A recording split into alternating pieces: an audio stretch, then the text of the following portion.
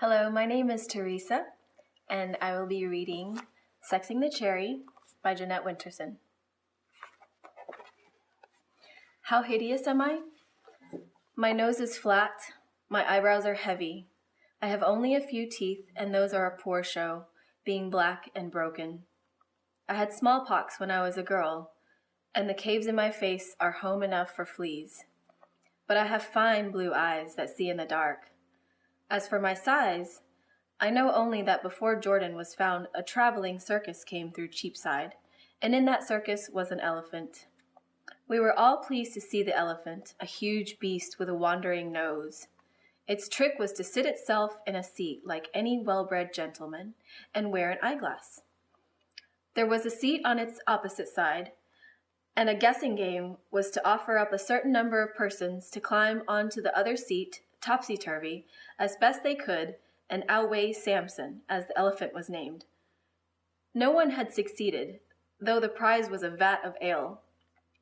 One night, pushing along with a ribbon in my hair, I thought to try and outweigh Samson myself.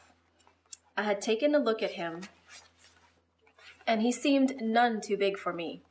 So I got a hold of the man who was bawling and jeering at the crowd to pit themselves against a mere beast, and I said I would take the seat. "But madam," screeched the little bit of vermin, "I see you weigh no more than an angel." "You know nothing of the scriptures," I said, "for nowhere in that holy book is there anything to be said about the weight of an angel." His eyebrows shot up to heaven, the only part of him ever likely to get there, and he started banging his drum and bellowing out like one at a funeral, saying, "Here was a sight, and gather round and gather round." Soon I could hardly breathe, for the heat coming off the bodies, and the elephant itself had to be revived with a bucket of cold water. "Let me lead you to the chair," said the knock-kneed knave, the bells on his hat winkling and tinkling. I am gracious by nature, and I allowed myself to be led. "I will have to search you," said the creature, rolling his eyes at the crowd. "I must be sure that you are free of lead weights and any other advantages." "Touch me you won't," I cried. "I'll show you what there is." And I lifted up my dress over my head. I was wearing no underclothes in respect of the heat. There was a great swooning amongst the crowd, and I heard a voice compare me to a mountain range. However, it silenced my Lord Fool, who made no remarks about a search and simply showed me the chair. I took a deep breath, filling my lungs with air, and threw myself at the seat with all my might. Excuse me. There was a roar from round me. I opened my eyes and looked toward Samson. He had vanished. His chair swung empty like a summer house seat. His eyeglass lay in the bottom. I looked higher, following the gaze of the people. Far above us, far, far away, like a black star in a white sky, was Samson. It is a responsibility for a woman to have forced an elephant into the sky. What it says of my size I cannot tell, for an elephant looks big, but how am I to know what it weighs? A balloon looks big and weighs nothing. I know that people are afraid of me, either for the yapping of my dogs or because I stand taller than any of them. When I was a child, my father swung me up onto his knees to tell me a story, and I broke both his legs. He never touched me again, except with the point of the whip he used for the dogs. But my mother, who lived only a while and was so light that she dared not to go in the wind, could swing me on her back and carry me for miles. There was talk of witchcraft, but what is stronger than love?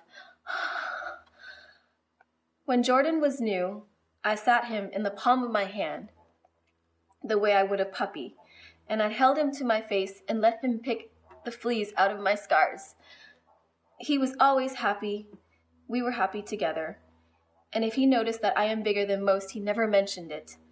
He was proud of me because no other child had a mother who could hold a dozen oranges in her mouth at once. How hideous am I? One morning, soon after the start of the Civil War, what should have been over in a month and lasted 8 years, Tredescant came to our house looking for Jordan. I was shouting. at a neighbor of mine, a sunken block of a fellow with slant eyes and a nose to hang a hat on. This Crane's bill was telling me that the king was wrong to make war on his own people, and I was telling him that if the foul-mouthed Scots hadn't started their jiggery-pokery again, always wanting to fight with someone, we'd have no war. We'd lived with a king and without a parliament for 11 years, and now we got a parliament and a precious little of a king. As far as I know it, and I have only a little learning, the king had been forced to call a parliament to grant him money for his war against the kilted beasts and their savage ways. Savage to the core, and the poor king trying only to make them use a proper prayer book. They wouldn't have this prayer book, and the most unchristian manner threatened his throne. The king, turning to his own people, found himself with a parliament full of Puritans who wouldn't grant him money until he had granted them reform. Not content with the Church of England, that good King Henry had bequeathed us all, they wanted what they called a Church of God. They said that the king was a wanton spendthrift, that the bishops were corrupt, that our Book of Common Prayer was full of popish ways, and that the Queen herself, being French, was bound to be full of popish ways. Oh, they hated everything that was grand and fine and full of life, and they went about in their flat gray suits with their flat gray faces poking out the top. The only thing fancy about them was their handkerchiefs, which they liked to be trimmed with lace and kept as white as they reckoned their souls to be. I've seen Puritans going past a theater, where all was merriment and pleasure, and holding their starched linen to their noses for fear they might smell pleasure and be infected by it. It didn't take them long to close down every theater in London once they got a bit of power. But didn't our Savior turn the water into wine?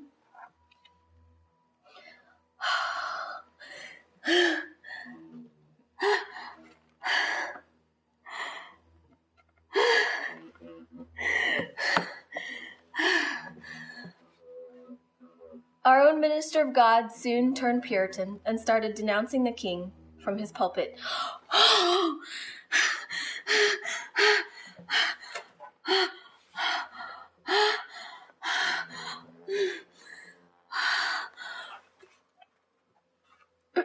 Preacher Skoggs, I said, one morning after he had delivered his sermon on the text, and the memory of the wicked shall rot.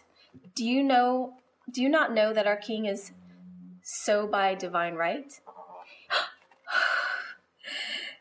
He fixed me with the better of his two squint eyes and clasped his hands together. Look to the heavenly king, lady, he said. There is no earthly power but Satan.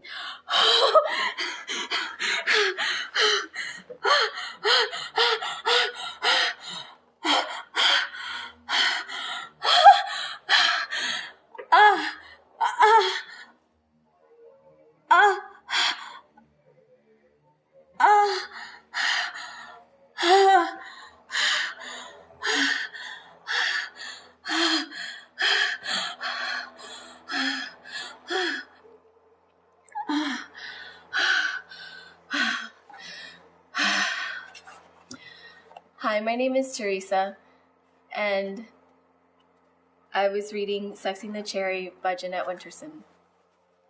Good